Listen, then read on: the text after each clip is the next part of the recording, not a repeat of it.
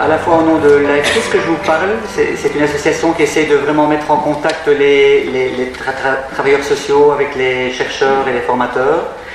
Je vous parle aussi en tant que travailleur social de terrain. Je suis moi-même éducateur spécialisé, donc j'ai travaillé en Belgique, je suis de Bruxelles, j'ai travaillé en Belgique avec des enfants en difficulté dans le domaine de l'aide à la jeunesse, j'ai travaillé dans le domaine socioculturel aussi, et je suis travaillé dans le cadre de l'école comme éducateur scolaire. Donc ce sont toutes choses que j'ai faites pendant une vingtaine d'années, et puis depuis maintenant une vingtaine d'années, je suis moi-même formateur et chercheur dans une haute école à Bruxelles. Et c'est un peu pour ça que c'est moi que vous entendez parler au nom de l'AFRIS aujourd'hui, parce qu'on s'est demandé à l'AFRIS qui viendrait bien parler de social durable dans le cadre de ces journées. Et il se fait que nous avons un laboratoire de recherche qui s'appelle CERISES, qui s'occupe notamment, qui a vraiment une branche de programme, et c'est de ça que je vais vous parler très concrètement aujourd'hui, sur la question de social durable. On avait d'ailleurs co-organisé avec une autre école en Belgique un grand congrès sur le social durable en 2011, dans le cadre de l'ENSAC, qui est un réseau d'action sociale européen, et qui nous avait vraiment donné beaucoup d'idées. On va dire de la suite de cette organisation, on a lancé les pistes de recherche concernant le social durable. Alors, vous dire aussi que ce que je vais vous dire maintenant, très rapidement, on en avait parlé 15 minutes, donc je regarde ma montre, il me reste déjà plus que 10 minutes, je vais essayer d'aller assez vite pour ça. C'est vraiment dans la suite de la conférence que nous avons eue ce matin. Je me sentais vraiment parfaitement en harmonie avec ça, et ce que je vais vous amener, moi, c'est deux exemples concrets qui ont été vécus donc par des jeunes. C'est pour ça que je parle au nom des jeunes générations. Je suis un peu vieux pour parler au nom des jeunes générations, mais ce que je vais vous raconter, ce sont des projets qui ont été menés avec des jeunes européens, des jeunes de différents pays européens, qui ont travaillé sur des programmes financés par l'Union européenne. Donc l'Union européenne est ouverte aussi à cette branche de social écologique. Et là était plutôt sur le thème de l'alimentation et l'agroécologie. Donc comment peut-on faire pour rendre pouvoir aux gens sur leur propre alimentation? C'est un peu ça la thématique. Et avec en même temps une réflexion un peu politique, j'ai envie de dire, sur ce que la conférencière de ce matin aussi a produit en disant la croissance économique, on sent quelque chose qui se coince là, dans cette référence permanente à la croissance économique et la croissance financière, toujours plus produire, plus consommer. Et là, le projet dont je vais vous parler s'appelait GROWL.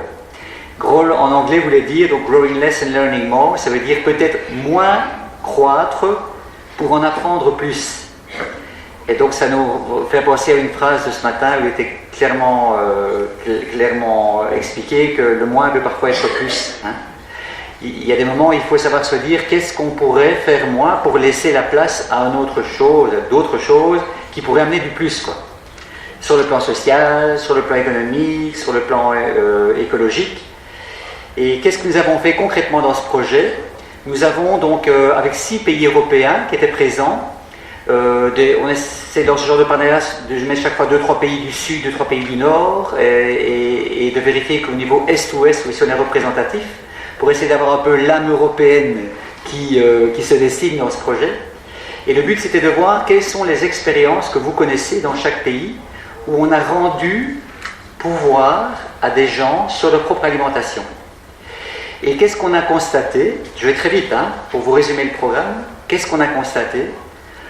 On a vu que les personnes qui avaient créé des potagers urbains, des jardins partagés, des fermes urbaines, en bref, qui avaient ramené un peu de campagne en ville, qui avaient ramené donc les manières de vivre, de produire et de consommer de la campagne à la ville, étaient des personnes qui avaient obtenu de bons résultats sur le plan, on va dire, de la production de légumes ou de la production de végétaux, de fruits et autre chose, mais dans le domaine social, dans tous les quartiers où ces potagers, ces fermes se sont créés, où ont été réanimés, relancés, on a vu effectivement du lien social se créer, des gens se connaître mieux, des quartiers vivre mieux, en termes vraiment de bien-être. Donc, si le travail était proprement agroécologique, au départ, on a vu que les résultats obtenus étaient bien sûr agroécologiques. Donc, on cultive des légumes et des fruits de manière durable, Et on est en train aussi de créer du lien social durable.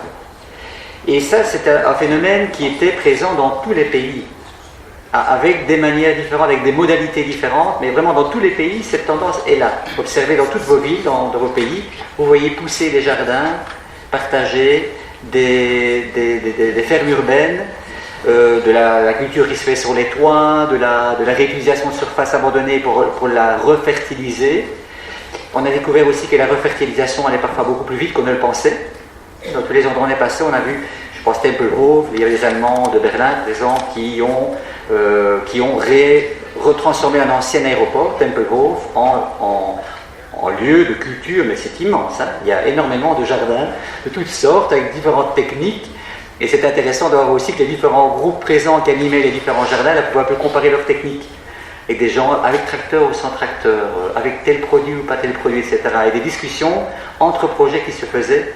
On peut dire qu'un aérodrome n'est pas le terrain plus fertile pour commencer à cultiver des fruits et des légumes. Et bien là, allez voir à Tempelhof, maintenant c'est vert. Hein. Voilà, ça c'est un exemple de projet donc, qui a été financé par l'Europe et dont les résultats obtenus sont vraiment intéressants sur le plan du social écologique. Deuxième projet dont je vous parle très concrètement, qui est vraiment dans l'esprit de ce qu'on a vu ce matin, c'est un projet qui est en cours actuellement. Le projet Grohl s'est terminé il y a 2 ans, en tant que projet financé, mais là, la dynamique continue bien sûr. Le deuxième projet, c'est le projet Learn Beyond. Et là, ce n'est plus dans la sphère de l'alimentation, ni dans la sphère de l'agroécologie, mais dans la sphère de l'habitat.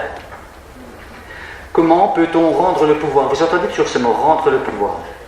Hein, il y a toute la question du DPA qui est là aussi, dont on entend beaucoup parler dans le travail social francophone depuis quelques années, hein, de permettre aux gens de l'intérieur de retrouver les ressources qu'ils ont en eux pour faire quelque chose.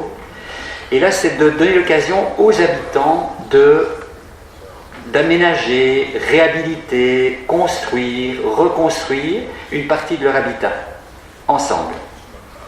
Donc, c'est aussi un projet financé par l'Europe dans lequel on met 6 pays en parallèle, en essayant d'observer comment, chez vous, des gens se réapproprient la possibilité de construire une partie de leur habitat.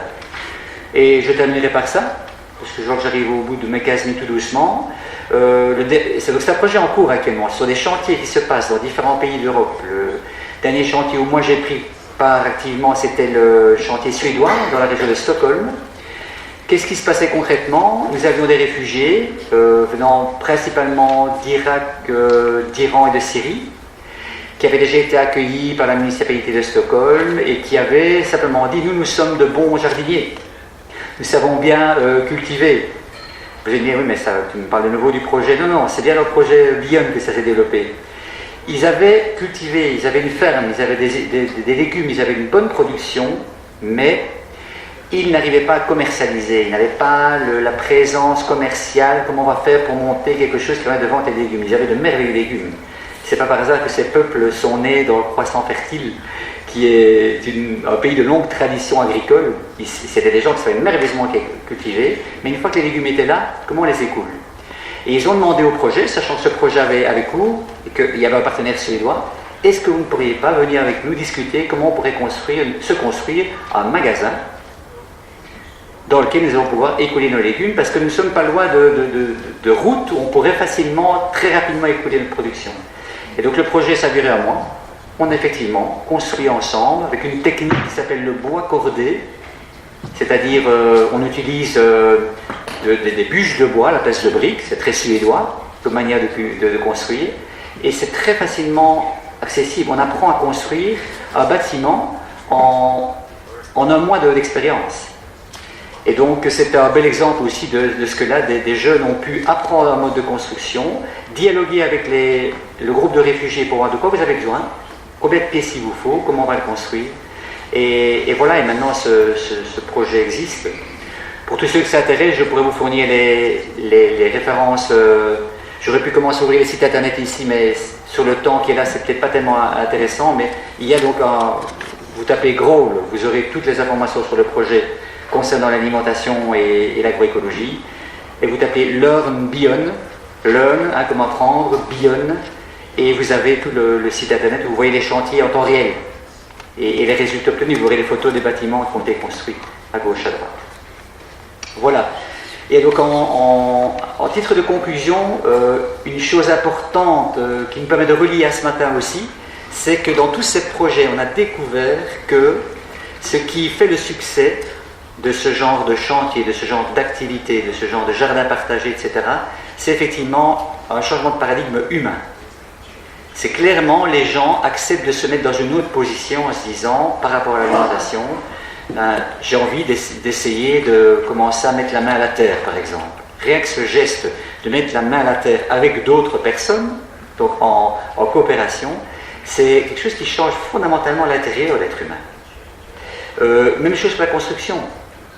Commencer à se dire, on va mettre la main à la pâte, et c'est de nouveau les mains qui sont en jeu, et on va faire du social en travaillant à quelque chose. C'est pas juste du social dans les mots ou dans les processus, c'est du social aussi en acte. On réalise quelque chose ensemble. Ça, c'est vraiment une énergie très très puissante. Et je crois que c'est probablement le plus grand cadeau de ces projets, c'est de se dire, et ça connecte avec la réflexion qu'on se faisait ce matin, pour aller vers du social écologique, il faut accepter aussi de changer l'humain que nous sommes et le voir comme une partie réelle et importante du chantier qu'on entreprend. Je vous remercie.